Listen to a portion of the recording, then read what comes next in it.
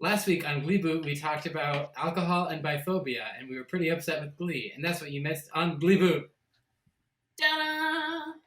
Welcome back to Gleeboot, the show where we get drunk and talk about rebooting Glee. I'm Cullen. Alyssa. I'm Hannah. And we have a special guest. I'm Josh. Yay! Well done! Yeah, we're talking about season 2, episode 15, Sexy. Sexy.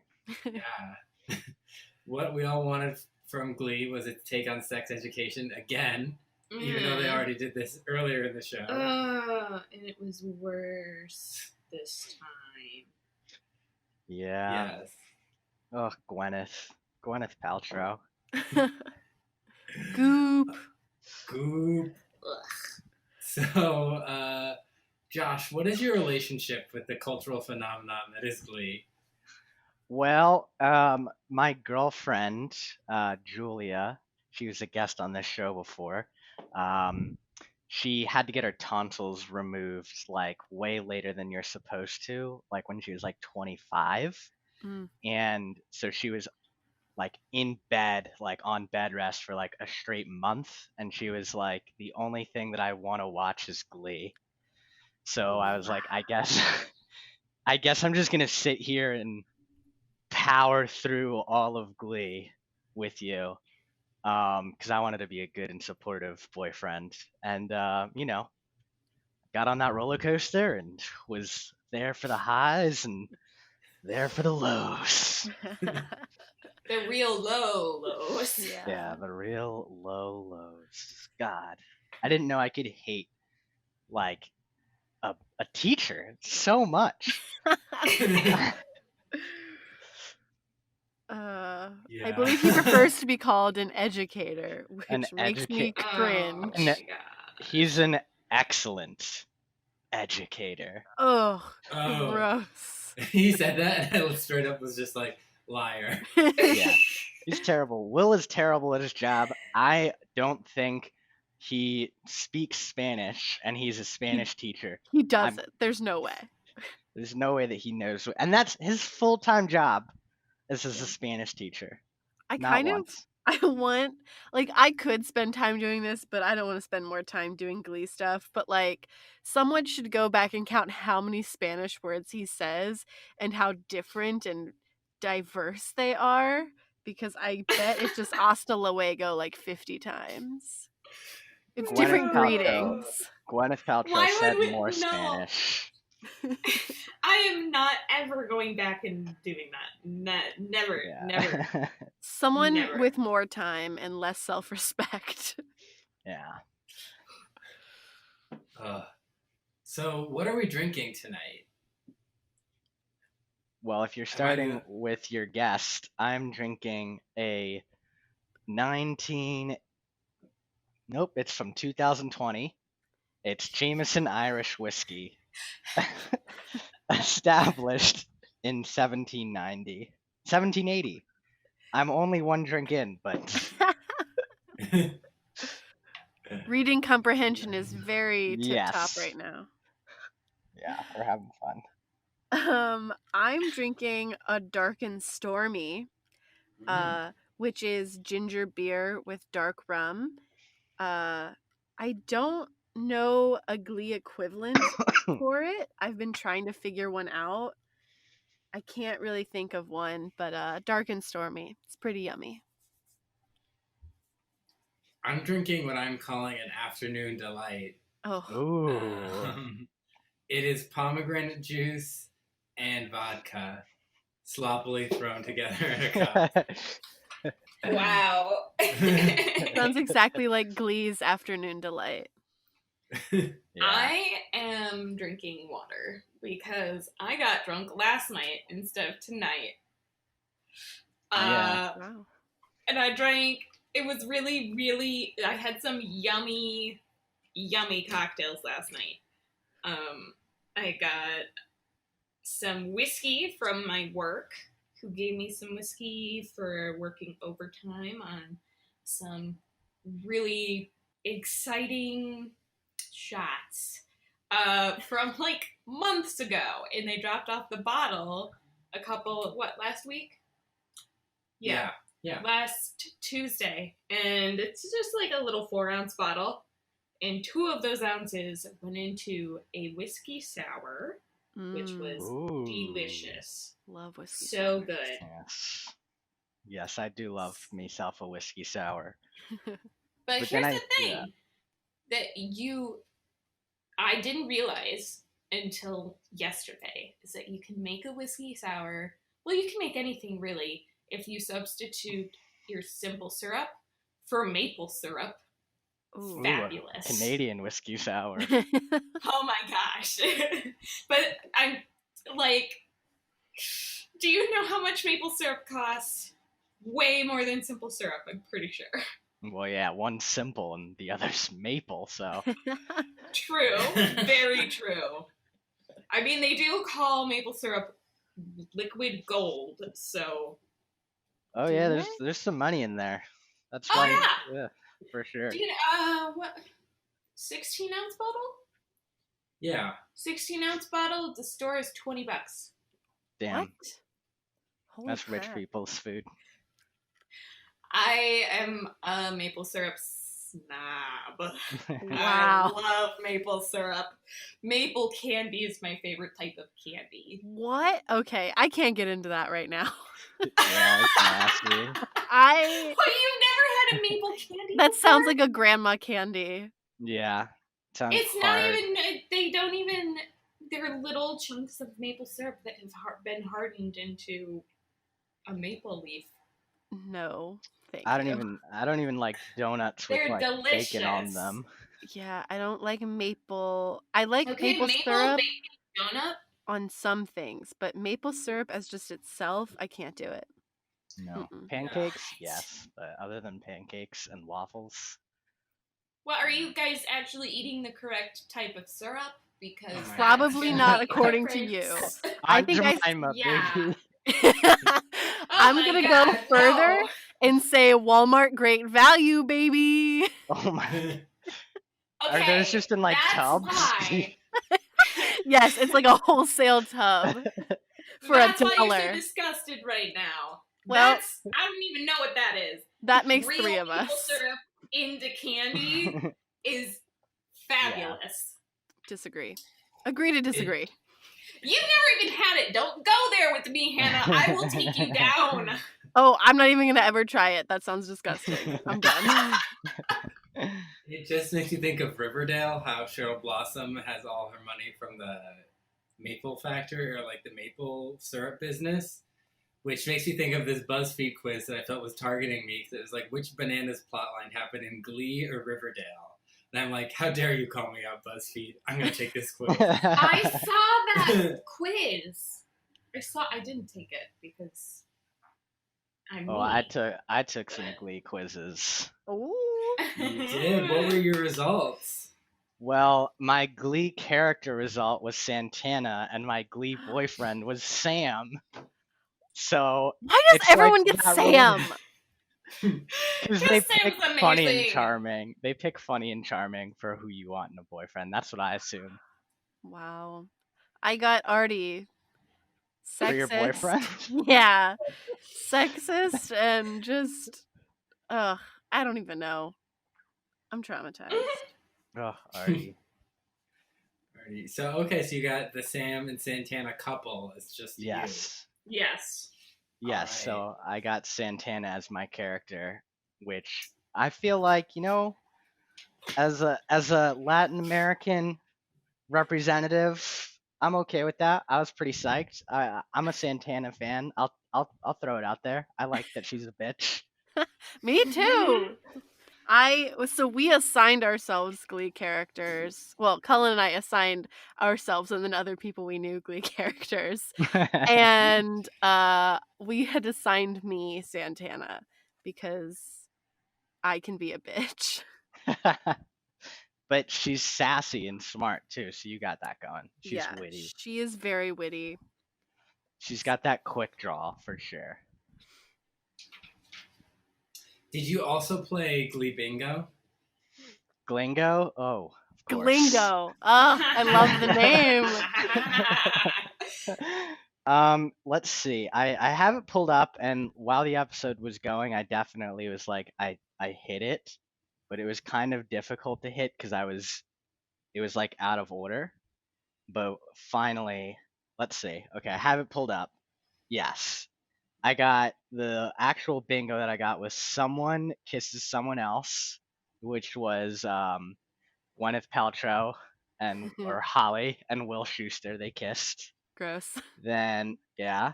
Also gross, more gross was they covered a song from the 70s or 80s. They covered a Prince song, which like why? Why would you do that to Prince? He deserves better. He deserves so much better, and like Will sounded ridiculous. I just hate how he sings so much as then I have Will's head. Then Emma appears as the LVP of the episode, in my opinion. That's just a Ooh, side note. Spoiler. And then the episode's message doesn't make sense. Yeah, so I don't exactly know what the message of this episode was Mm-hmm. because well, first of all, I just don't know, like, none of the idea that they were like, okay, we're gonna teach these kids about songs, or we're gonna teach these kids about sex through songs. And the songs that they chose, especially at the beginning, were like, let's just teach them that like we can be sexy. And I was like, is Yeah. Well, the whole episode name is sexy. yeah. Yeah. So is that the message? That like Sexy. hey, be Mhm. sexy. Be sexy. And also just like thrown in there right at the end is like, but use a condom? Question mark? Yeah. Yeah, they're just like, also, STDs are a thing. Okay, bye. Yeah. They were all Celibacy is still a thing we're gonna have and try to teach people. And it's like, okay, there's a lot of messages happening here. There's a lot. And I also just didn't understand how like, because to prepare for this, I decided to just start at the beginning of season 2 and just like work my way up. Dedication. Yeah. And the first time that she comes in as a substitute, her whole entire thing, her whole character is that she's like fun and cool, but can't talk about serious things. And then they bring her back, and she is the guru of talking about serious things. Yeah. Yeah. That's so accurate. Oh my god. I didn't even catch that. She covers in this episode like identifying your sexuality. She somehow is the person that John Stamos brings in to be like, hey, I haven't had sex with my wife ever in 4 months. She stops Puck from making a sex tape and temporarily from becoming a child pornographer. Oh, we have to talk about that. Yeah, unfortunately, later on in Puck's life, he falls into that trap. And she covers. Yeah, I think that's everything. And then just sexuality in general, like putting on condoms and whatnot to stop STDs. It's crazy. But she's damaged goods. Oh, I hated that line. I actually got a different bingo. I got like the top row, which was they cover a song inappropriate that isn't appropriate for teens. Brittany says something dumb. Someone kisses someone. Will writes on the chalkboard or whiteboard. Sexy. And then Bert and Carol show up for a hot minute. Bert and or Carol. So yeah. Bert. That's what we got Bert. too. Yeah. Bert is the best character by far. Yes. He's so cool. Spoilers. MVP. He was my episode MVP for sure. We are way out of order here, you guys. It's Come perfect. on. That's fine. That's fine. We're Well, flying loose. We'll just go in more detail later on. Oh, I have so It many makes sense details. because this episode happens and it just kind of happens and ends. It doesn't really feel like there's much of an arc. It just kind of exists, and stuff happens, and then it's over. And I'm like, this was not a good episode of television. Yeah, no. There's Well, no I was arc. excited. I was excited about it because there was no Rachel Berry, who I hate the most. So to me, I was like, all right, this is great. A brief pause on Rachel Berry. Yeah, this is very Rachel-less, pretty Finn-less, relatively. Yeah, he makes an appearance right at the end there. Yeah, so let's get started talking about this main plot, which is the Will, Emma, and Holly political feud / love triangle. Yeah, so Emma's now in charge of the Celibacy Club, which is now just Quinn and Rachel, which is weird because Rachel was the one who, in this first couple episodes, was like, Celibacy Club is a bad idea, but now she's in it. Also weird because Quinn got pregnant. So she's she's like re-celibate. She's recommitting to it, I guess. Yeah. That was also confusing. Well, the whole confusing thing is that celibacy and abstinence are two different things. Like, they keep referring to what is abstinence, which is like not having sex, and celibacy, which is like taking a vow of chastity. Yeah. And it's the same thing. And it's like, they're different. Strike one for Glee. Yeah. Strike 1 out of 50 this episode. Yeah. So Emma's in charge of the Celibacy Club, and she's basically does not want to have sex ever. Which is weird because I thought we already established that she was way more open with her now husband. Nope, apparently not. Yeah, like, I think he was getting her out of her comfort zone, and then Will one time asked her, have you guys, basically saying, have you guys had sex? And we never got that answer until now. So. Apparently not then. Yeah. It was, oof. I just don't really get, like, why. Because even if she's like, yeah, I have confused feelings for Will, like, why did you marry someone then? Yeah. Well, she has OCD issues. But that's not what they were talking to do with this episode. Yeah. Like, that's what's crazy. I thought that's like, it doesn't have anything to do with this episode except for the fact that I imagine that she thinks sex is probably really dirty. Well, if they said that, then that would have made sense. But instead, Gwyneth Paltrow was like, I know what to say. You're in love with another man. Yeah. And it's just like, fuck you. Like, you just blew up my marriage. Yeah. That's what I was waiting for. I was waiting for her to talk about her OCD and being like, you know what? Like, Carl didn't fully fix me and I'm still working on it. But that never happened. And I was like, I'm confused. All right. I think I just inserted that. I inserted that of my own accord because that made sense to me. Exactly. Right, That's logical. Would. Again, they could have made this logical decision, the writers, but they didn't. No, they were like, no, she's just not having sex because she wants to bang Will instead. And everyone's so confused about that too. Like, why would you want to do that? I don't know why. He's also in the Celibacy Club proclaiming basically that he can't get laid. That was a great line from this episode as well. Yeah, so they're then in the teacher's lounge talking about celibacy and Will and Emma, and Will's all like, yeah, I support what you're doing. And then Holliday supported comes a in. very specific thing that she was doing. Remember the lockets? Oh, yeah. The locket, and then like, but we don't give them the key. I was like, uncomfy. Yeah, that's weird. Like, what a, oh. I think I need another drink already. Fair. Yeah, and so Holliday comes in and is like, that's a little naive. I'm teaching sex education, and the Glee kids are really clueless. And it cuts to her demonstrating putting a condom on a cucumber to prevent transmission of STDs and AIDS.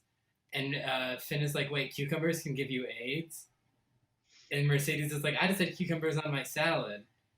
And I'm like, how dumb are these children? Right. I could believe Finn, but I was kind of thrown off that Mercedes was like, I also believe that cucumbers can give me AIDS. And then she judged Brittany later on in the episode. Yeah. Yeah. Yeah. She Are they knows where actually really babies that- come from. No. She knows where babies come from, but she does not know that cucumbers don't give you AIDS. She also once thought a stalk of broccoli was a toilet brush. So Oh, jeez. apparently she's not very familiar with vegetables to begin Yeah. Yikes. Yeah. But- But the moment Holly walks in, Will is all like, oh yeah, I love what Holly's doing. Like, screw you, Emma, and what you're doing. And it's like, what a fickle man. Yeah. Oh, she also, point of order, she also wasn't like, hey, Emma, what you're doing is a little naive. She was like, hey, Emma, what you're doing is naive, and you're a frigid bitch. Yeah, she literally calls her Yeah. frigid, right? In that moment. Yeah. Multiple times. And I was And like, she damn. doesn't she call like someone else frigid later? Like I think she says it like 4 or 5 times. Jeez. Ugh, Holly. You fluid, terrible, terrible teacher. I don't understand why not having sex with someone is frigid. Yeah, I don't either. Because everyone's supposed to want to have sex? Question mark? I guess that's a message that's happening. I don't know. Yeah, It is very weird messaging happening in this episode. yeah, I didn't really And get it. super offensive. Yeah, Yeah. talk about that. Yeah. Let's just dig into it 20 minutes in. How effective is this episode? Yeah. Well, because they're constantly down on Emma for being a virgin. They're down on anyone who's a virgin. Which is especially weird when you're dealing with like 16-year-olds. Yeah. Yeah. Because Yeah, it didn't Yeah. really track. It didn't really track because she was like, Everyone is her being calling Emma- judged for their sexual Yeah. practices, whether it's the children who aren't having sex, the children who are having sex, the adults who are having sex, the adults who aren't having sex. Everyone's being judged by Yeah. Goop. Like, she's judging all hail the everybody. mighty Goop. Goop is here to judge Hold our up your sins. jade eggs. I can kind of get her telling a teacher that like, hey, if you're just teaching kids about celibacy, that's naive. But then later when Rachel and Quinn were like, well, what if we just stayed celibate and didn't have sex? She was like, I think that's naive. Like, guess what, ladies? You're gonna fuck. Like, that's what she was telling them.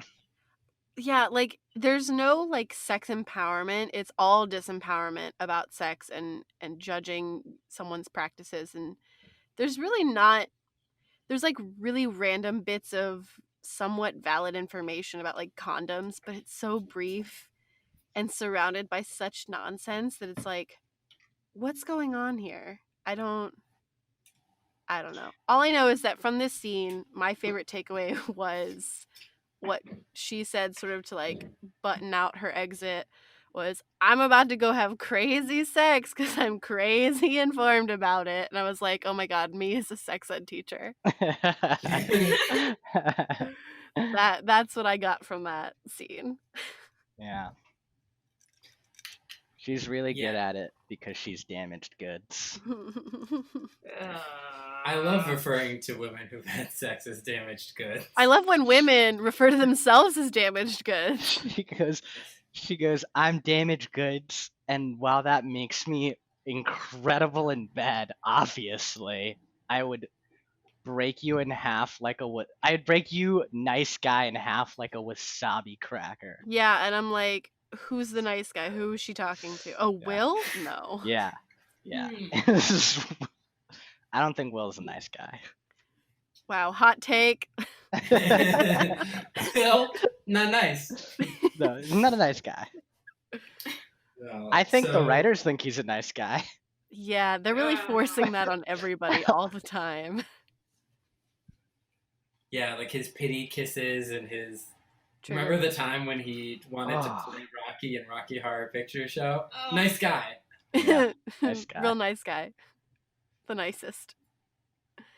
Yeah. So the Glee kids are just generally ignorant about sex because Brittany tells Santana that she thinks she's pregnant. hmm And then she's like, don't tell anyone. And then Santana proceeds to immediately tell Tina. Literally everyone. Literally everyone knows, and they're like, congratulations, Artie. And then she's like, I'm sorry. And Willow's like, have you seen a doctor? And she's like, I don't need to. I know where Wait, babies hold come on. from. Can we go back to Artie's reaction for a second? Sure. Because what was his line there? My life is ended or something? Yeah, like, how am I supposed to take care of a baby? Yeah, no, I mean that tracks for me. Like, If I was 16 and I found out that I got a girl pregnant, I would probably have the same reaction. TBH, I'd probably be like, "Yep, this is it, game over." I lost. It's a pretty scary situation. it's just like, but Brittany doesn't really seem scared. She seems apologetic, which is confusing to me. Like, Yeah. I mean, Brittany obviously doesn't understand a lot of things, but like, knowing what Quinn went through, she might be more, I don't know. It just like was really focused on Artie, which kind of irked me. It was like, okay, but what about what does Brittany, is she scared? I don't know. Apparently, Yeah. she's not smart enough to be scared. No. Exactly. That's kind of what happens. And Yeah. oh god. Yeah. She So knew that a Brittany's stork was coming. Yeah, a stork built its nest outside her window. She knows it's gonna bring her baby, and everyone is all like shocked. And Which I don't know why they're so shocked. She literally believed in Santa like a couple weeks before this. So like, why are they shocked? Yeah. I don't know why the writers think that storks build nests outside of windows. Or in Ohio. I don't even think there's Yeah, storks in I- Ohio. Yeah. Well, I mean, if you're talking about like a sandhill crane or something, maybe. But I bet for you all we it's know, like, a pigeon built its nest. yeah, it's outside probably of a Brittany's pigeon or window. like a bluebird. Yeah, Like something it's that probably a literally bird. is not a stork. And Brittany's Mhm. like, it's a stork. Yeah. She later says that she gets her information from Woody Woodpecker cartoons. A viable source of information. Yes. Absolutely. does she think Woody Woodpecker's a stork? Interesting. Well, there you go. That's the 'Cause real I know question. I know That would help us woodpeckers are in uncover. Ohio. Yeah. So Will gets Holly to come and talk to the Glee Club about sex, just to educate them. They're like, we'll teach them through song. Oh so he yeah, writes the sexy on the jazzercise board. scene. Yeah, I was they're jazz. I was really confused about why they were doing jazzercise. I don't even care enough to talk about it, but that's the context in which that conversation happened. While they do jazzercise with like in the middle of the school at night. With a bunch Right. of old ladies. Well, not And old, also- I guess middle age? I Yeah, think they were like older teachers. people. It Yeah, kind they of were felt like they were teachers. teachers. I don't know though. It was weird. I was mostly confused though because I feel like this is season 2, episode 15. I think they're what? So we're like somewhere in the 30 mid 30s of episodes, Yeah. and pretty much every episode is like, hey, we have a lesson. Let's kind of teach it through songs, sort of. And then they had to insert this scene where Holly was like, hey, Will, you know that thing that you do every single episode? Well, I have a new idea. Let's teach them through song. And Will's like, what? Oh. That doesn't make sense at all to Amazing. me. And she's like, "Oh no, trust me, they do it with feeding kids vegetables. This is gonna work out great." And he's like, "Oh my god, you are a messiah of information." And then she's like, "How's your sex life?" And he's like, "I'm the president of the celibacy club." And she's like, "That's a waste of some good man bud." Both Eh. lines, both lines. First of all, the Will's line is like straight out of a subreddit for incels. Yeah. Wow. Yeah. I'm such a nice guy. Like, why won't girls have sex with me? And then saying it's nice man butt and just no. And I'm he's gonna like, go on incel Reddits and comment, "That's a waste of some nice man bud." yeah. And then just pictures of Gwyneth Paltrow. Yes. Be an agent of internet chaos. Yeah. I support it. And then she is like, "Yeah, so we're gonna teach them about safe sex through song." Sexy songs. And then she picks a song that is basically just like, "Do you want to have I- sex yeah. with me?" This song. Yeah. Do you want to have sex with me? Because if you touch me, that means we're getting it on. And then she finishes by just being like, "Oh, side note, wear a condom." And I feel like that defeats the purpose of like subliminal messaging, like information into kids. Yeah, the Yeah. whole number. Okay, so I have a controversial opinion. This happens pretty often with some of the songs I end up liking from Glee, is that I hate the context, but I will actually listen to the song. I have listened to this song on repeat many a time because I do find it to be a banger. Controversial opinion. Like the song? The song the- itself, the actual cover, the Glee cover. Interesting. Yes, it's on my Glee covers I actually like playlist. But the whole context, I don't think I've actually seen this episode. Like, I don't really remember it. And it was so uncomfy because, like, Shu is there really enjoying it. The kids are really getting into it. And it's a bit much. It's well, like the way that it's set up is that she starts singing and like half stripping, and then all of the girls join her, like doing it, and then all of the guys kind of stay in the stands and are just like, Watching. "Yeah, It looks like I'm a about strip this." club. It looks like a strip club. Yeah. And Shu's there and he's like, "Yeah, this is great." And we're like, Oh, "You are he's- problematic." He's fanning himself because Yeah. he's so hot and bothered by her singing that he's sweating. He at one point writes too much on a card and looks at her, and then they just kind of laugh. It's like, haha, no, this could never be too much. Yeah. Yeah. But it was a good Yeah. song. Hannah, is it more of a banger than the Touch Me song in Smash? Oh, One that's a really Republic. hard question. Well, one is an original and the other is a cover. I'm going to let them have their own space and say they are both bangers. Fair. Yeah. So Will writes "sexy" on the board, and Santana is like, "Is that a requirement for regionals? Because with Barry in those tights, we don't stand a chance." And Will doesn't say anything about that. And then they're like, "We're gonna learn about safe sex." They sing the "Touch Me." That's when Rachel is like, "What about us who choose to be celibate?" And Gwyneth Paltrow is like, "You're naive." And then they sing the "Touch Me" song. Everyone sings along, and then she's like, "Remember, every time you had sex with someone, you've had sex with everyone they've had sex with, and everyone always has a random." Oh my god, that makes sex so much more appealing. Thank you. It's weird. It's like she's trying to scare them out of having sex. Or she's scaring them into using a condom, but like I don't understand. Also, No, that just line definitely was a scare them out of sex line. That I thought, totally forgot about that. I literally wrote that down and I was like, if I heard that in high school, I would literally be like, I never want to have sex ever. You're having sex with everyone they've ever had sex with. Which is also very judgmental. Yeah. So many mixed messages. I Does she want them to yeah. have sex or not to have sex? This is the first I in Glee. totally thought.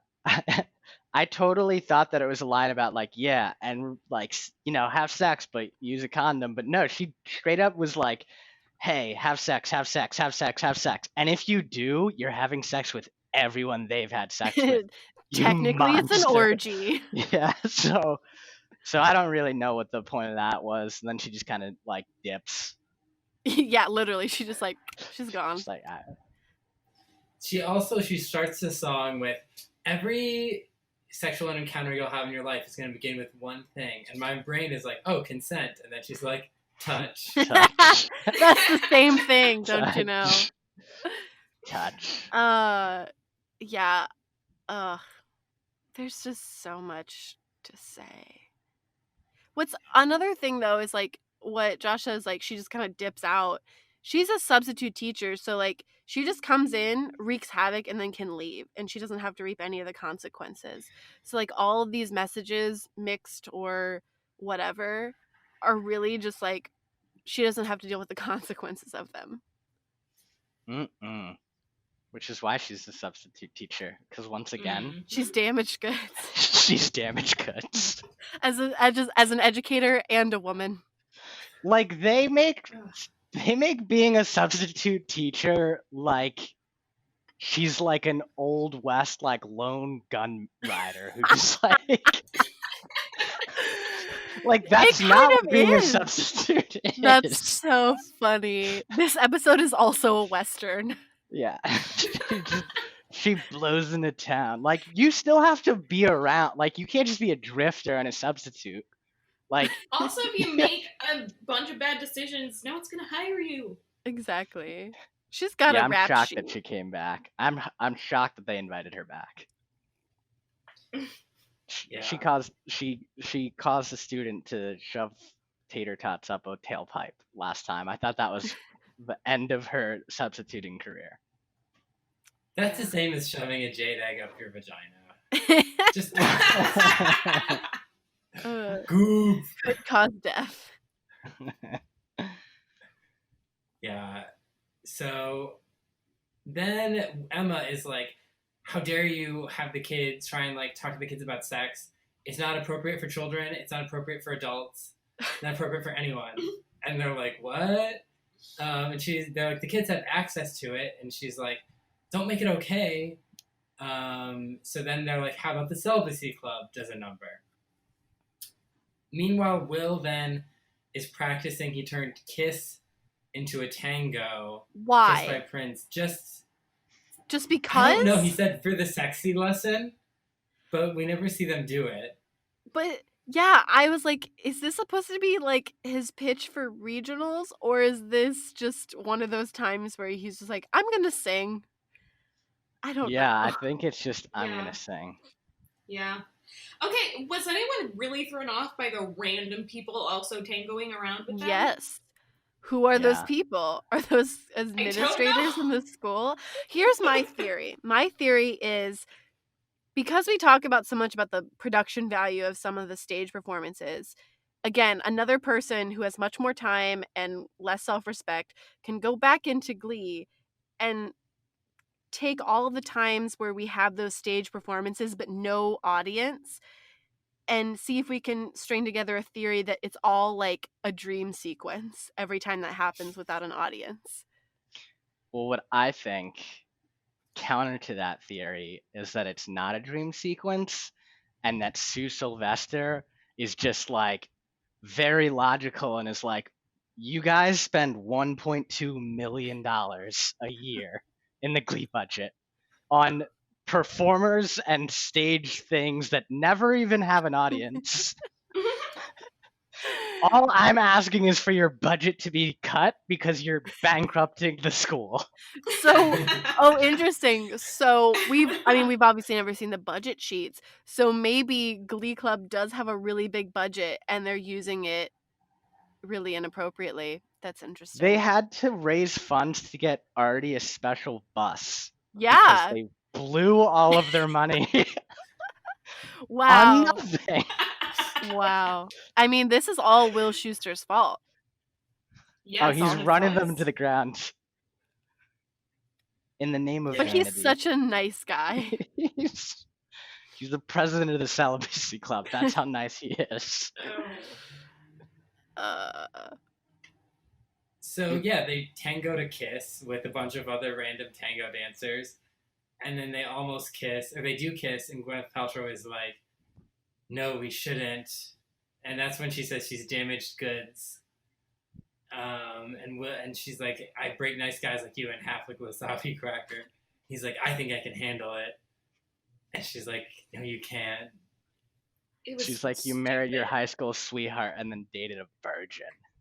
Again, Fucking nerd. super judgmental. Like, yeah. Goop has deemed you undateable. Yeah, Yeah. you're too nice. Uh, Like literally, this is what an incel thinks. Like women are like.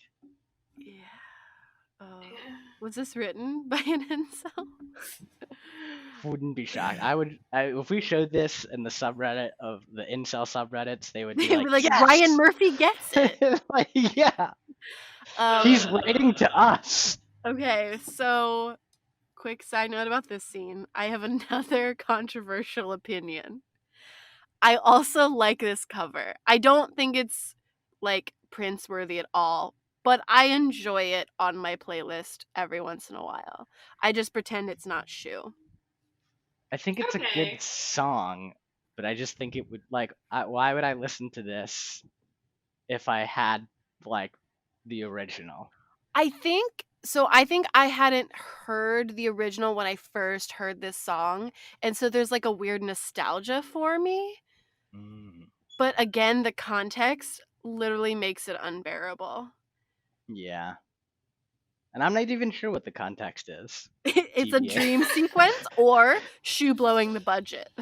Yes. And he was like, "I'm doing this for the sexy lesson," which is, His own lesson. yeah, I don't know what his lesson was exactly. Turning kiss into a tango. Turning I guess telling he children was to be like, sexy. yeah. Take something. I know that this is what I think it is. The lesson is, hey, you're sexy, but are you sexy enough? Let's sexy you up some more with some spice. Oh. Positive message. Yeah. Will Schuster is a role model. Such a nice What guy. what happens once she leaves? Does he leave? No spoilers. No. Like what happens after that scene? Oh. The Celibacy Club song. That's what I have in my notes. Oh, Afternoon Delight? Ugh, what a fucking incredible song from Anchorman. Yes, that's exactly what I thought was Anchorman. I hate what they did to this song so much. Yeah.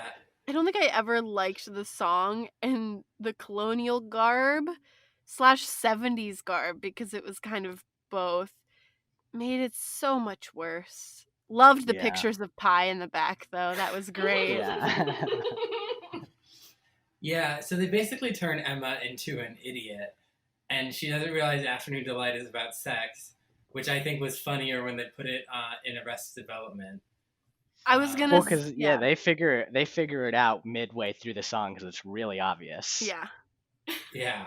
And Like, yeah, they just say it and they don't realize it, and then she's like, "A nooner is when you sneak out to have pie in the middle of the day," and they're like, "No." And Why then wouldn't- she's like, If Carl actually loves her, why wouldn't he tell her before she picks a song that he clearly had to help her rehearse for because he was in it? Why didn't he be like, honey, this is actually the meaning, and I don't want you to embarrass yourself? Because that would make sense. and I think maybe he was like, "Is she gonna have sex with me now?" And Oh. to his chagrin, found out that she did not know what a nooner was or what afternoon delight was, Wow. which apparently is pineapple juice and vodka as well, Oh. Yeah. according Now, to if you- Cullen. Yes. If you had to pick a song for a celibacy club to sing, what song would you have them sing? I have no idea.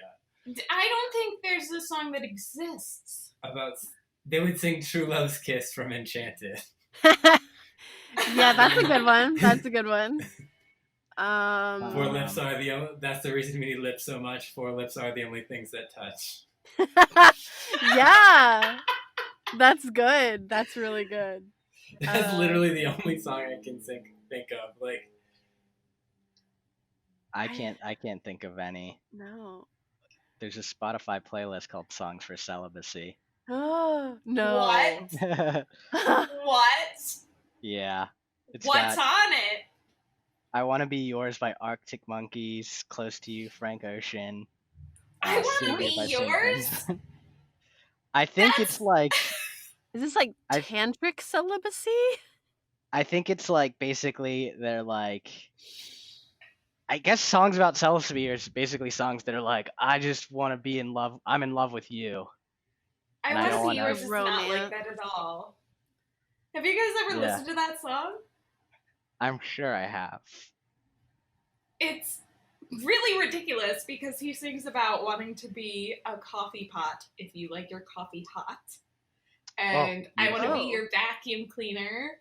Oh. And it's real weird. sexy. Yeah. Vacuuming. There is no great song about celibacy, I think. Which I guess the best one out there is Afternoon Delight. No one's beat it yet. Yeah, so Emma is basically humiliated in front of everyone, and Will and Holly think it's funny. And then Carl jumps up and asks Holly, "You're the celibacy teacher, or not the celibacy, you're the sex ed teacher here, right? Because we need some counseling." Why doesn't he just get a Which makes no counselor? sense. He's a dentist. He can afford it. He probably has friends that are psychologists. Yeah. He probably does. He probably knows people. He's like, no. You. No, I'm gonna the substitute. the sex ed substitute. teacher. Yeah. So then they're chatting with Holly, and they're talking about how they don't have sex, they cuddle too much. Cuddle And monsters. they watch the cuddle monsters. They watch the Housewives shows, which Emma calls racy. And then Holly is like, I think Holly calls her frigid again, Something and like then something like that. Then because he's hot, and then she's like, "Do you still have feelings for Will Schuester?" And Emma's like, "I don't know. I'm still sorting out my feelings." And then Carl is like, "Well, you and your feelings can be at home. I'm going to be at the Radisson." Well, he also And then- said, "Oh, I was thinking the same thing, but I was too afraid to ask." Like, what? Why are you guys married? And then he Yeah. says, "Thank you, doctor." And Gwyneth Paltrow's like, "Not a Not doctor." a doctor. Which Another makes great me think line. makes me think of The Good Place with Janet, not a girl. Yeah. Yeah. And then Emma's like, "Don't tell Will." And Holly's like, "Oh, your secret is safe with me. My lips are sealed, just like your legs." Judgmental. Damn. And then she was like, "Oh, why did I say It's that? very That was offensive. so rude." And I'm like, "Yeah, it was. But as a show, you're asking us to laugh at that, and that's really awful." Yeah. It's like when people are like, no offense, and then they say something really offensive. Yeah. And you're like, how am I supposed to not take offense to that? Yeah, I felt bad for Emma. I felt for Carl, but I felt bad for Emma. Poor girl. Yeah. She just doesn't want to have sex with her husband. What's wrong with that? Emma has, like, I honestly think, like, if they had incorporated the OCD thing, that would have made more so much sense. And then it could have also been like, with the stuff with Will, sure, that could be something that between her and Carl, not necessarily the sex thing. Like, I don't know. It just doesn't add up to me. Because it's almost Yeah. as if the show's forgotten that she has OCD. Like, there's very small, I mean, she doesn't show up a lot, but there are very small instances about it. But something like this it's very much about, like, physical touch and, like, germs and that kind of stuff that she was always freaked out by. They could very easily use that as an excuse. Like, even if she was using that as an excuse to be like, no, like, it's just so germy and gross. And Carl's like, I literally saw you wash the dishes without gloves the other day. Like, stuff like that could lead to, oh, actually, it's your feelings for Shu.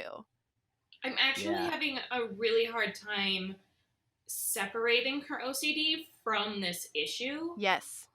because it makes so much sense to me that it is like ingrained in the whole thing, even though it technically isn't because they didn't write it.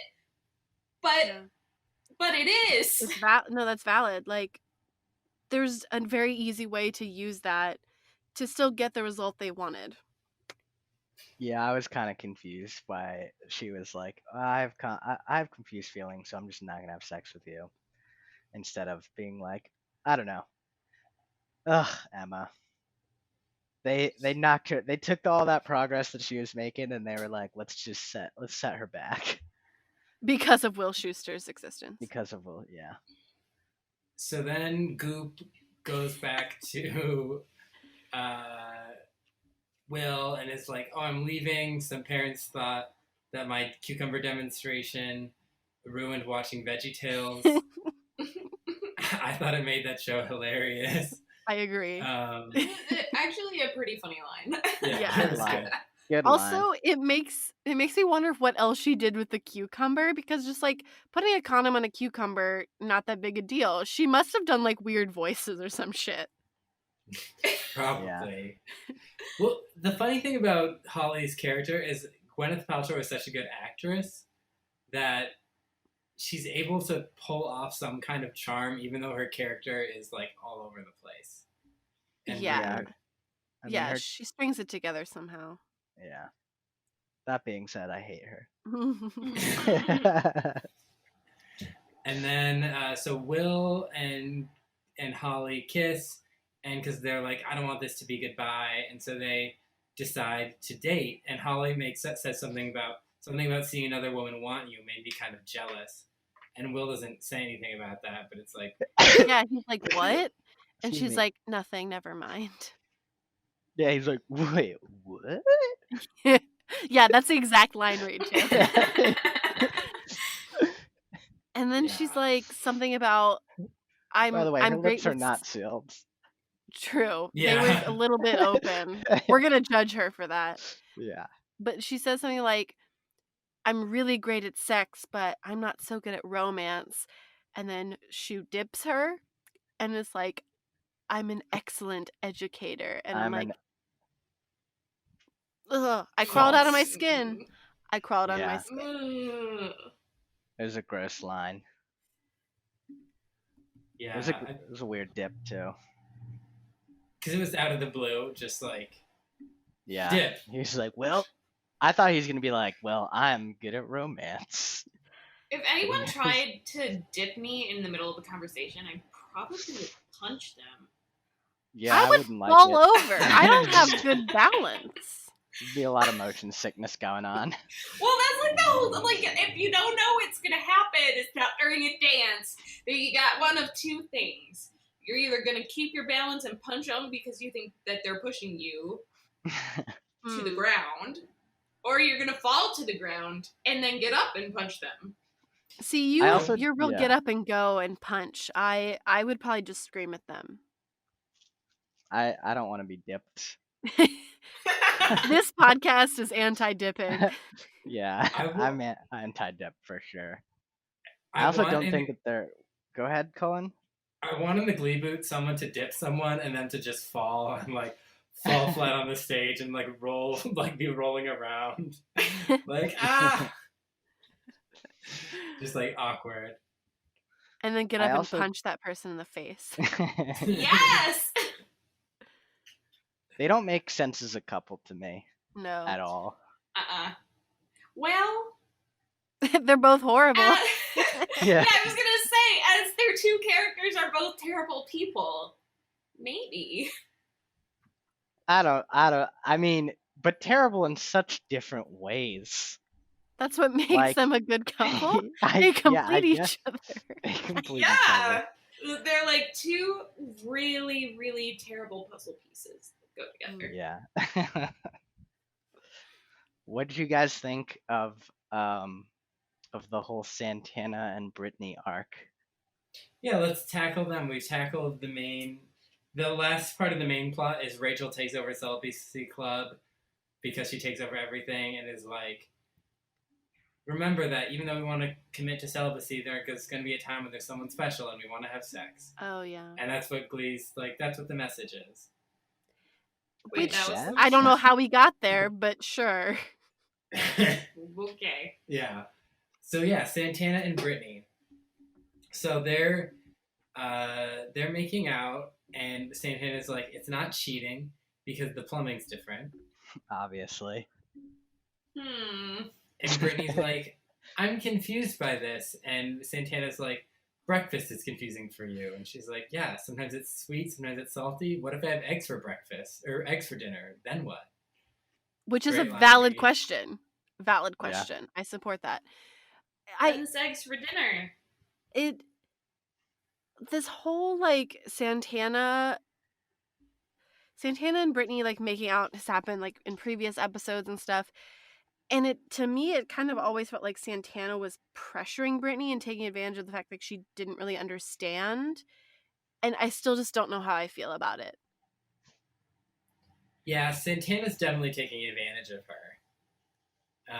But Brittany's like, let's talk about feelings, and Santana's like, oh, I don't do that. I don't want to talk about feelings.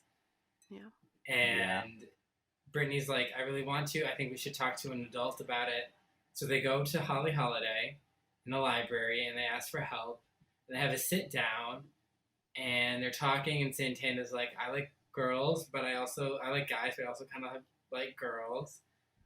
And Holly has this long aside about how she went to an all-girls college and she experimented, which doesn't really seem to help anyone, but I guess it helps them. Wait, was this when they were sitting in that classroom and they were like crisscross applesauce? Yeah. Yeah. Where she started with like, Brittany's like, where are we? And she goes, we're in Japan. And I was like, what? Yeah, what that kind threw of me off. Joke is that? I don't. Yeah. Gwyneth Paltrow says basically she went to an all-girls college, and because it was an all-girls college, the biggest industry in the town was a softball equipment distributor, basically saying that if you play softball, you're a lesbian. Yeah. Wait, what? Yeah, that's a stereotype. Yeah, that softball players are lesbians. And Glee loves to perpetuate stereotypes. Yeah. I've never heard that before. Really? Yeah. Yeah. Wow. Well, I mean, I also used to play softball, so that probably wasn't flying around too much. Yeah. She was, but yeah, I guess she was like, yeah, so I know what it's like to be a lesbian. And I was like, what? It's kind of like, she's like, yeah, I know what it's like to be confused. Not even really that like experimenting. I don't know. It's so weird. I just don't even know what she's trying to go for. Like she's trying to relate to them. I was hoping in this scene we would actually like get to take a look at someone from a bi perspective, because Santana was like, oh, I like girls and guys, and then it was just like, no, you don't. You're just experimenting. You have no idea what you like. Awesome. Cool. Thanks, Glee. Yeah. And then she's like, you know what? Words are confusing. Let's sing. Let's sing about it. So they decide to sing a song, one of my top 2 songs that makes me cry, Landslide. Top 2?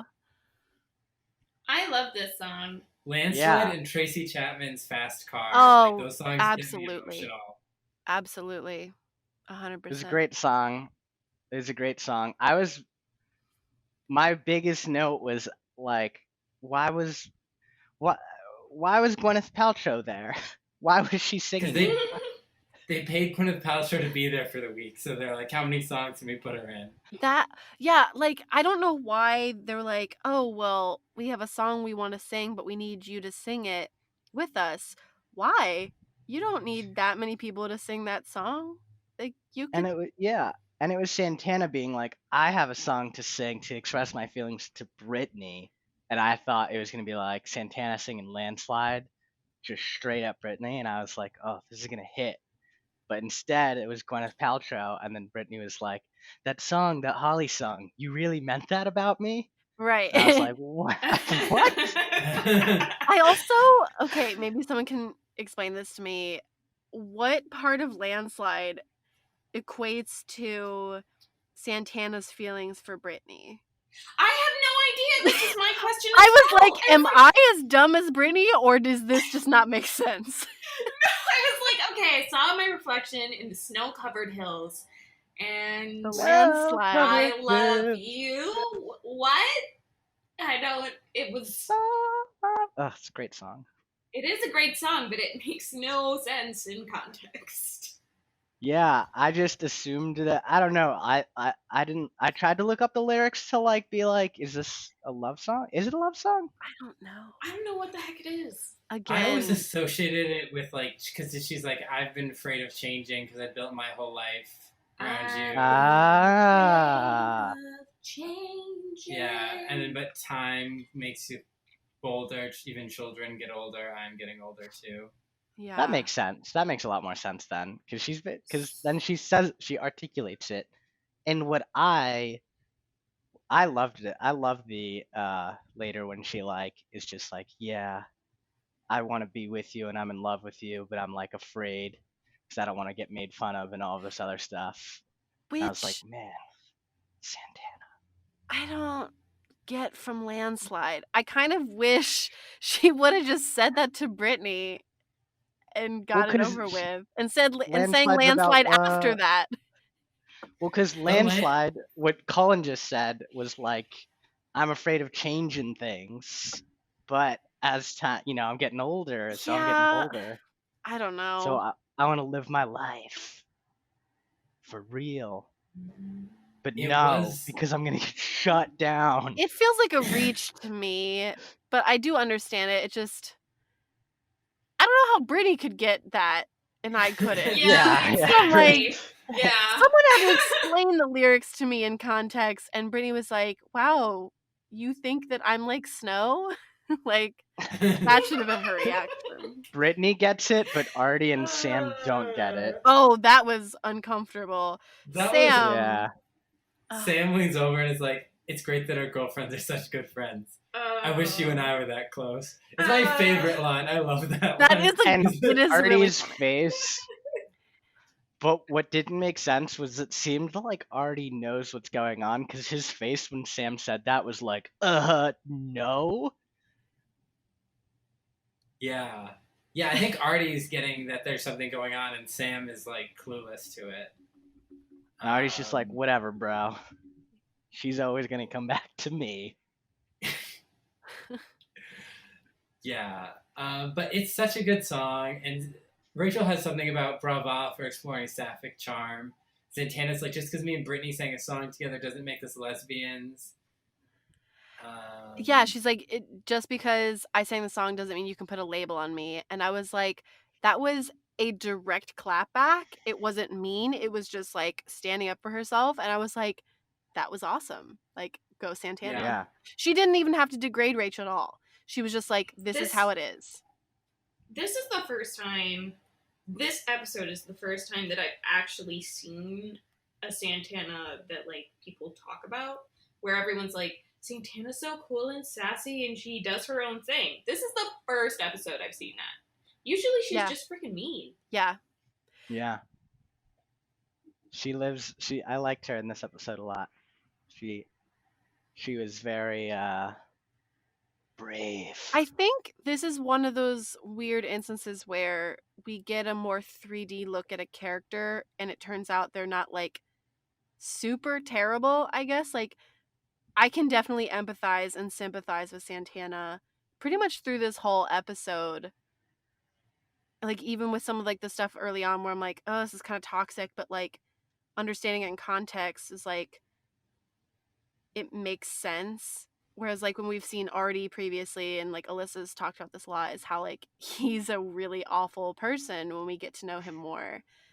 But Santana's kind of opened up a bit, and it's actually really interesting. Yeah, and her I mean, it face makes when sense. she sang. Yeah. And when she was Oh, talking the to emotion. Brittany, like I thought that was a really, really good scene. Like Brittany tries to like eyes touch welled. her and try to like just like comfort her, and Santana's like, no, like just don't. Yeah. So, Oh, and she has that fucking killer line, quick draw line. She's like, who knew being so fluid could make someone so rigid? or so And I was stuck. like, So stuck. so stuck. It's like, bang, bang. You ain't getting up after that. Yeah, because after Landslide, Santana comes up to Brittany and is like, I have feelings for you. I want to be with you. And Brittany's like, I love you, but I'm with Artie and I love him too. And if it ever happens that me and Artie break up and you're still single, then I'd go out with you. And Santana's like, what? Artie? He's just a stupid boy. Mm-hmm. Which it felt a little biphobic to not validate Brittany's current relationship, because Brittany is comfortable with her sexuality and like and her fluidity, I think more so than Santana. Yeah. But it was a killer line. She did cut her to the core. Well, Yeah. I felt it felt weird to me because I didn't see it was biphobic, but it was also like Santana just sang this song to you and you were talking about wanting to be closer to her and Brittany, and now you're telling us that you want to stay with Artie? I get didn't that. make sense. That's what Yeah, also It didn't make sense to me. like I didn't get that. Why did she bring it up in the first place? Like, where did she think this was gonna go? Yeah. like that's what's interesting about the scene is that, like, I see both perspectives. Like Brittany does really like Artie and wants to be with him, but she also No does one knows like why, but yeah, we're all really Yeah, I'm confused not- about that. But yeah, I didn't necessarily see the stupid boy thing as biphobic. I saw it as just like Santana being like, just like, but like we have, basically saying like, but like we you don't have love him. yeah, like we have something special. She's trying to like project onto her. And but both sides, it's really just like heartbreaking. Yeah. It was the only storyline that was really like emotional this week. Everything else was just like trash, and this was there was some good stuff with Bert. This month? Yeah, Yeah. Bert was the MVP in this app still, in my opinion. Yeah, there was a lot of garbage, and then some like little blossoms of like good drama and stuff you actually want to watch. Yeah. Couple of gems. So are we gonna talk about whom I'm calling Pisces, Puck and Zicys? Yeah, let's talk about them next. Because that's a quick one, and I just want to get it out of my system. So Lauren Zizes is like, I want to be famous like Kim Kardashian. We should do a sex tape with Puck. And then they're with Puck. She said that to Puck, and so they're talking about it. And then Holliday comes up and is like, "Well, I'm glad that you're confident in your bodies. Actually, doing that is creating child pornography and owning child pornography." They're also watching porn like, in the library, which I'm pretty sure is like you can get kicked out of school for that. Definitely frowned upon at the very least. So yeah, she mentions child pornography, and so the actor who plays Puck, we've talked about before, he was found to be in possession of child pornography and was charged. And so this was just a really, I screamed. Yeah. I screamed. Yeah. I remember seeing, it actually made me think of a TikTok that I had seen. Someone like snapshotted this clip and then was screaming over top of it and like zoomed in on Puck's face, and I was like, ugh! So yeah, that was deeply uncomfortable. Welcome back to me screaming. Yes. Ah! Yeah. You go ahead, Josh. It was a weird. I mean, it's just one of those. Did they do an episode in the first season about Finn being like a drug addict? Oh, they put them on pills, like Yeah. Claritin or something. Yeah. Ugh. And I was like, oof. Oh yeah. This is gonna look bad. Oh yeah, I didn't even put that together. Yeah. And then Puck, when she was like child pornography, he was like, maybe. And I'm then gonna make a all of side this note stuff that. about how awful Rachel is to other people, and now we're hearing it about Leah Michelle. Yeah, Ew. yeah. Yikes. Ryan Murphy was in a prison while he wrote all of this, just trying to let us know. He was trying to give us clues. From the Yeah, future. yeah, from the future. He was trying to give us clues. Yeah, this relationship is like so weird, and I don't totally understand it. And I just like, I mean, I guess I kind of do. Pisces, but like, I don't know. Yeah. Yeah, like, so the other thing with this storyline in this episode is that, like, they end up joining Celibacy Club, and so do, like, a bunch of other people. So now Celibacy Club has, like, 10 members, and they're all Glee people. Did we see that happen at all? Like, them deciding that they wanted to go to Celibacy Club? No, they just showed up at meetings. Yeah, except Puck and Lauren. Yeah, Puck though, he's like, Lauren's like, you joined Celibacy Club, you're a nerd. And he's like, I'm just trying to be more responsible, I guess. Well, yeah, because he's like, have a baby. Yeah, no, so, he's like, now that I know that making a sex tape could get me arrested, and I went, yeah, like, which is but also just wild that he's like, his logic is making a sex tape could get me arrested, which is worse than getting a 16-year-old pregnant, which I've already experienced. Yeah, he's pretty selfish. This is the point where I have to decide to be selfish. Yeah. Yeah, so that's Puck and Lauren, basically. Thank God. That's Pisces. Let's wipe my hands of it. Yeah. I can't. So that just leaves Kurt. Baby Kurt. Baby Kurt. Sweet baby Kurt. Sweet baby Kurt and Blaine are at their coffee shop that they always go to. And Sue appears and is like... greatest moment of the entire episode is her making coffee. This was a great Sue scene. It was pretty good. Yeah. She just threw the sugar packets in. Coffee.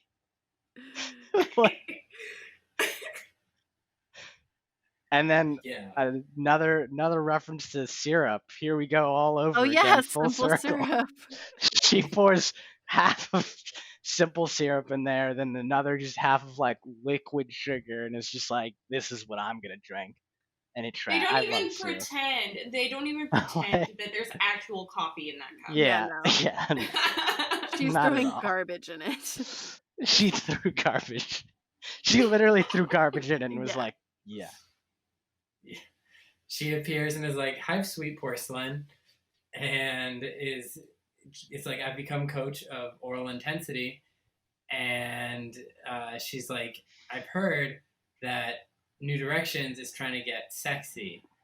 And for regionals. And Blaine, then she's like, well, what's the intel that you guys have for me? And Kurt's like, we're not in cahoots. And she's like, I should have figured that out maybe before I gave you money. You have think made a powerful enemy. I think the best part of this is that like she's talking while behind Kurt and Blaine, and Kurt goes, "This is just how she talks sometimes." To Blaine, like he has to explain it to him. It was so good. And she also like Sue is duped by him writing sexy on the board, and then she thinks, "Oh, that's something that has to do with like how the judges are going to judge at regionals." And then we never find out anything else about that for Sue and how she takes that info, because that apparently doesn't matter to her. Yeah, I was devastated that that was all we saw of Sue this episode.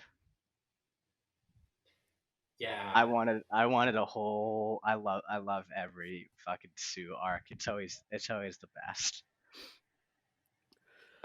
It was a really fun appearance of her. Yes. And then so Blaine's like, we need to do sexy. So then it cuts to them in like a warehouse or something. That's a great question. Yeah, I don't know. And I then don't just know. Them as the Warblers. The Warblers, Blaine, Kurt, and the Warblers, and they're talking to their sister academy, like Country Day, School for Girls, and they're like, "We want you to tell us if this performance is sexy. Does it make your knees wobble or your knees turn to jelly?" And they sing Neon Trees Animal with like bubbles coming down and Kurt making weird animal faces. I have a lot of questions. One, is that song sexy? I don't think it's very sexy. Definitely not the performance. And two, since when are bubbles outside of the bath sexy? Don't understand that either. Well, it's when like you're a wearing party. full suits. Yeah. Right. It is. Animal is a song about kinky sex, I'm pretty sure. Is it? I don't even know. I think it is, yeah. I only hear the Take a bite of my song. heart tonight. I only hear the song and I just think of like it was like one of those songs that my friends were like, "Oh, no one's heard of this yet, but you're going to listen to it." And then it was on Glee. So like it just reminds me of hipsters. I don't think sex. And I also think the warblers. Yeah, I also think warblers, and I also don't find them very sexy. So No. I didn't understand why the girls were screaming their heads off, because it was not a sexy performance at all. maybe they hadn't seen boys in like 7 months. That's possible. As Alyssa has mentioned, she was very drunk when we were watching this episode. I could just feel her fuming throughout the whole Emma and Goop stuff. She was just like, I hate this. And then, but this scene, she was like, my knees did not turn to jelly. I agree. Yeah. I was not turned on. Also, and then Kurt's faces, what, and like Blaine like looks at his faces and like, what is going on? It was, this whole scene like was just laughable. I just was like, what's going on? And this warehouse, what? I don't get it.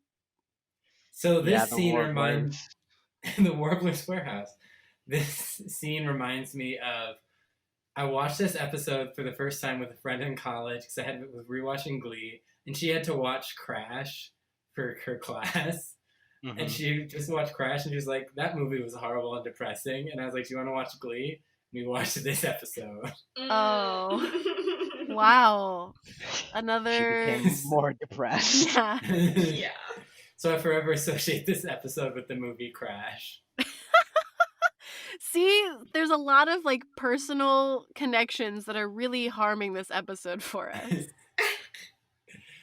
Yeah, so then the girls give Blaine their number, and he's like, oh, we're on it. I don't play for your team. And they're like, aw. And then he's like, Kurt, were you okay? What faces were you making? And he's like, those are my sexy faces. And he's like, it looks like you were having gas pains. Oh, baby Kurt. He tried. And so Poor innocent boy. He tried, yeah. So then Blaine and Kurt are trying to do like faces in the mirror together. He's like, try sultry, try sexy or lustful or whatever. And like Kurt just keeps making the same weird Blaine's face. not making any faces. Blaine's just trying to have Kurt try faces. Yeah. Blaine is judging Kurt's faces. He's trying to help him be sexy, which I find interesting because I think Blaine literally said the word sexified, and I was like, honey, don't say sexified. Please don't. This Cullen's corner, this taps into this embarrassing thing I did once as a kid. I remember just sitting in the mirror, like doing all this weird stuff with my lips. My sister comes out and she's like, Cullen, what are you doing? And I'm like, making kissy lips. How old were you? I was like 6 or 7 or like. Oh my god, that's so cute. It's adorable. So yeah, that's what this made me think of, because Kurt was making weird faces in the mirror. Yeah. So then he's like, we need to talk about sex, and then Kurt's like, no, I don't want to hear it. Like, that's why I love Broadway musicals, because the tips of fingers touching is sexy, and Blaine's like, you need to figure this stuff out. Okay, so Kurt's like, yeah, that's like what happens at Broadway musicals. So it's like, okay, tell that to Rent, Kurt. There's a whole orgy scene in that one. Yeah. Yeah. Oh, Kurt. Baby Kurt. I also just don't think that I mean, it's important for him to learn about this, but like the jump from like, hey, I need to teach you how to make a sexy face to, hey, let's talk I about need sex. let's talk about sex. It's like, or you could just show me how to make a sexy face. Yeah, that would have been logical. Yeah. It's like, Yeah. no. Let's get real But here. that's Let's not get where the so story real. had to go, though. The Yeah. story had to go somewhere totally different and more grounded in a weird way. Yeah. He's like, let's get your father involved. Yeah, we're talking about sex. Let's get your dad involved. Blaine definitely oversteps, but there's this scene where 150,000%. this scene where he goes and he talks with Bert, and he's like, yeah, I worked on cars with my dad. He thought me working, getting my hands dirty would make me straight. But like, I couldn't go to my dad. I went to the internet, and Kurt's really compassionate, but he basically doesn't want to know this stuff, and he needs to know. Otherwise, he's going to get drunk at a party. Things are going to happen. He's not going to know about safe sex or STDs. And he's like, I may be overstepping. And Bert is like, you are. Yeah, he's like, yeah. Yeah. Also, all of these assumptions that he makes about Kurt's decisions Yeah. are questionable for me. So this actually reminds me of the episode we published today, Never Been Kissed, that I edited. It reminded me of how we were talking about how when Blaine first meets Kurt, he just kind of like goes in at full force and is like, this is what you should do. This is how we should go about this thing. That really isn't his problem. And he does this again, except he like goes to his dad and says, this is how you can be a better parent to your son, because my dad wasn't good as a parent in this way. And like, I think Bert would have figured it out by himself. Well, the thing is that like Kurt literally told him that last episode or the episode before, something like that, like, hey, maybe you should educate yourself in case I come to you. Like, what was that Kurt except here? Like, that Kurt wasn't here. Yeah. That's completely different. We're in a different Glee universe. Yeah. Yeah. That's what doesn't make sense. Is like, honestly, like, this could have very easily been like Blaine be like, well, why don't you just talk to your dad about this stuff? Like, my dad really couldn't talk to me about it. Maybe you could try to do that with your dad. And then Kurt does this and is like, hey, I need your help. Like, why didn't that happen? Yeah. Big question mark. But the actual conversation was, I enjoyed. I thought it was real. With Kurt and Bert. Yeah. Yeah. He's good dad. Yeah. He is a good dad. He's such a good dad. He's trying, and he has the best of intentions. Yeah. And he got all uncomfortable and awkward, and I was like, you know what? Good for you, man. Yeah. What do you guys think of what he said? Yeah, I thought it was a good talk because he gave him pamphlets and he's like, I want you to I want you to think about like making sure that like there's feelings involved and that you're having sex with someone who cares about you. There were some gender generalizations. Gender generalizations. Two dudes. You guys are gonna want to have sex all the time. Yeah, there was like girls always see it as these feelings things, and then dudes are just in it to have sex, and when it's two guys, no feelings are going to be involved kind of thing. And like there's like some validity to like this idea of like hookup culture that happens in the gay community that I guess you could kind of relate that conversation to, but overall it was really like, I get what you're saying. Some of it feels reductive. I get it. I don't know. It was overall good. Yeah, I thought it was like, it's Made good for sense Glee for- standards. Yeah, and I would say good for like mechanic dad standards. Mechanic Yeah, dad that's standards. kind of how I felt about it. I was like, yeah, this isn't entirely correct, but it's you know, what Bert came up with, and I feel like he did his best. So Yeah. And like he also spared them like having to like he said, talked about like the mechanics. He's like, it's in this pamphlets. Come to me if you have questions and want to talk about it. Yeah. But he's like, let's talk about these other things too. I did also love the line where Kurt was like, okay, so you're saying I shouldn't have sex. And he's like, I think on your 30th birthday it would be a great gift to yourself. Your 30th birthday would be a great gift to yourself. I laughed at that. That was good. But overall, I think it's good for Glee standards and like good for like the context of it being Bert. I kind of feel like digging deeper into the nuances of it is like there's no right or wrong answers, I think. Yeah. It's a lot of just generalization, but that's what Glee does best. Keep it general. Don't want to offend anyone. Or we'll offend everyone. Yeah, or we'll offend everyone. if everyone's offended, no one's offended. That's how that works. Oh, interesting. That's Glee's motto. Every issue in the most offensive way.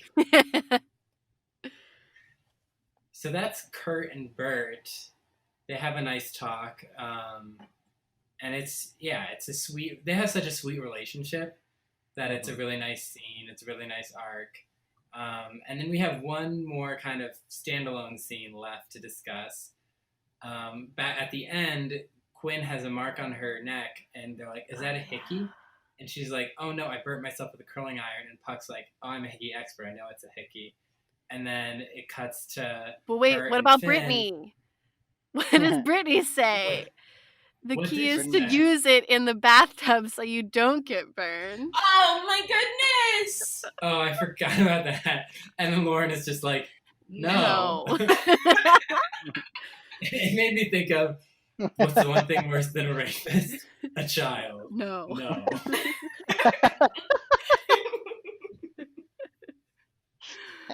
Another great Vine reference. Yeah. Is that a standalone Vine? I always wondered, is there more to that? I think there's an actual like series or at least one video of those people. I think so. I hope there is. It's a great Vine. Quality Vine. And it's a quality Britney joke too. And then we cut to Quinn and Finn making out in the bed, and they're like, oh, is that someone coming? And Quinn's like, no, my mom's still at work. Divorce rules. And then because now Judy has to cure her own meat somewhere else for her she's job. to cure her own meats for a living. Yeah, not as a hobby. And then Quinn is like, this is perfect. We have just enough time to campaign as prom king and queen. And Finn's like, that's not all this is about, is it? And Quinn's like, no, you should have been my first. I made a mistake with Puck. Like, I really care about you. So Finn and Quinn They a couple now. Secretly. What? Whoa. Yeah, it's a secret couple. And We'll see how long it's secret. True. Well, I don't understand why it's secret if she wants to run for prom, queen and king. It's secret right Yeah. now. Because Because no she one, wants because she big literally kept it reveal. from everybody. Because Rachel keeps asking about it at Celibacy Mhm. Club. Which is also really aggressive. Like the first scene of the Celibacy Club, Emma's like, yeah, so last week we read the minutes, and then Rachel proceeded to grill Quinn for an hour about Finn. And I'm like, why would you as an educator let that happen? She's a pushover. She's just a bad person. They're all bad people. Yeah, they're all Everyone. bad teachers. They're all bad teachers. Yeah. Bad Teacher with Cameron Diaz and the cast of Glee. Oh my god, could you imagine Holly Holliday played by Cameron Diaz? Ugh. Whoa, it'd be the exact same probably. Ugh. So that was this episode. That was sexy. What an F. That was Uh, was not sexy, but that's the title. Yeah. that was- Not turned on at Wasn't. all. Yeah, Will Schuster is like a cold shower. Yeah, I was gonna say, actually, I think this episode makes me not want to have sex. Yeah. It had the opposite effect.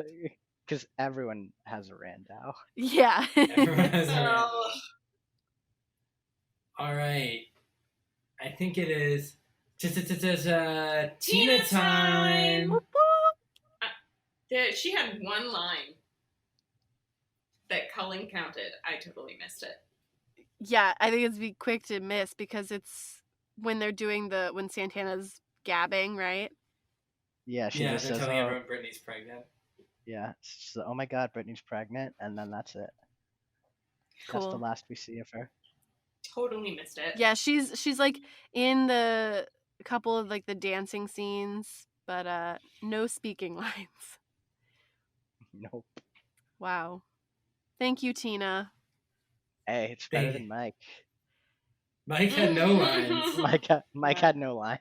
There were probably some episodes where Mike had more lines than Tina. Yeah, I believe that. Yeah. They kind of flip flop. Yeah.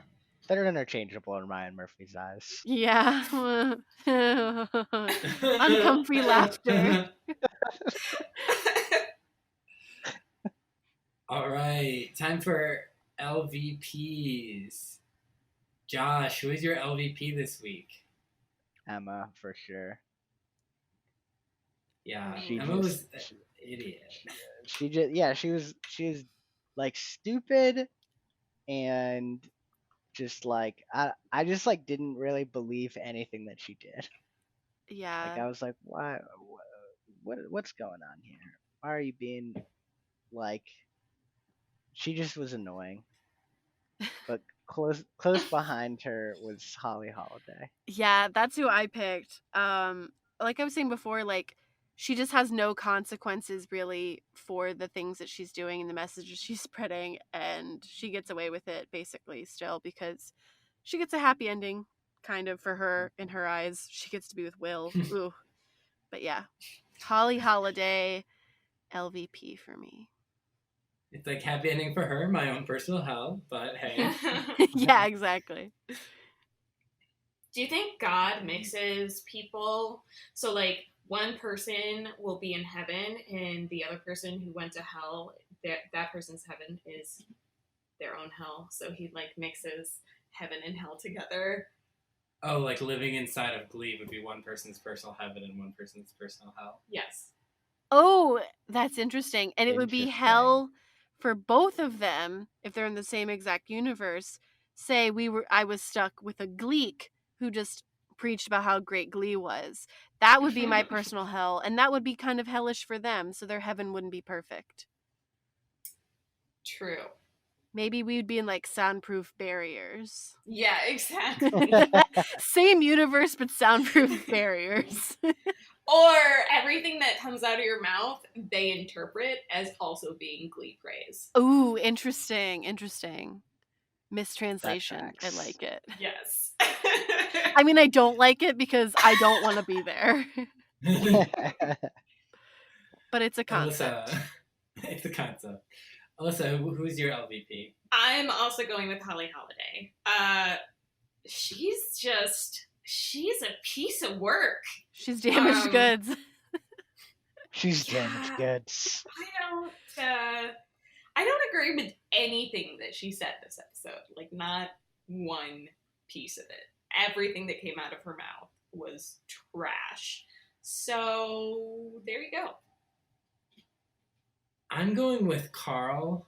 Oh. I feel bad for him because he's not having sex with his wife, and that's a weird situation to be in. I also, though, I'm frustrated that he went to Holly Holliday for advice instead of a real counselor who would give him real advice and not just make it about Will Schuester. Yeah. Yeah. Mm-hmm. Why do they got to make everything about Will Schuester, the real LVP? Yeah. Glee's LVP. Yeah. Anytime he's not LVP, he actually is. Yeah. Yeah. Like, We're he's just trying the to list reason. other people to be interesting. Yeah, exactly. Because otherwise, it'd just be like beating a dead horse. Like, everyone's like, yeah, we get it. Human Nightmare Will Schuester. So much vanity in one man. It's all stuck in the hair. And that chin dimple. The chin dimple. Hubris. Hubris. All right, Josh, who is your MVP? I'm going to say my MVP is Bert because he really stepped up to the plate with his son and had an awkward conversation that was necessary and a lot of people wouldn't have.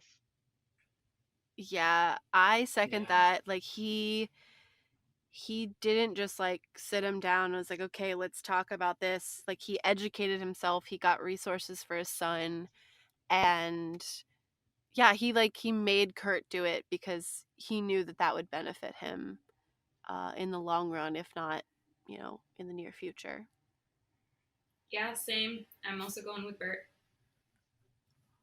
I'm going to shake things up because I love Bert, but I'm going to go with Santana. Oh. Yeah. Because that's a close second for me.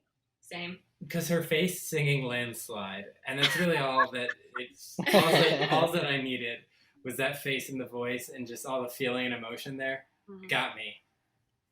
Yeah. My eyes welled with tears for sure. She was so vulnerable, and that's so strange for Santana. And yeah, it's definitely very, very awesome to see her, that other side of her. Yeah. For sure. Mm-hmm. So, least favorite songs. This week for songs we had Kiss, we had Touch, we had Landslide, we had Afternoon Delight, and that's it, right? Animal. Oh, Animal. Yeah. Yeah. My least favorite song this week was definitely Afternoon Delight. What is that sound? Is it a kitten? It's my cat. Yes, oh it is my a God. cat. What It's does a your kitty. cat think? Well, my cat thinks that she deserves pets. Oh, accurate.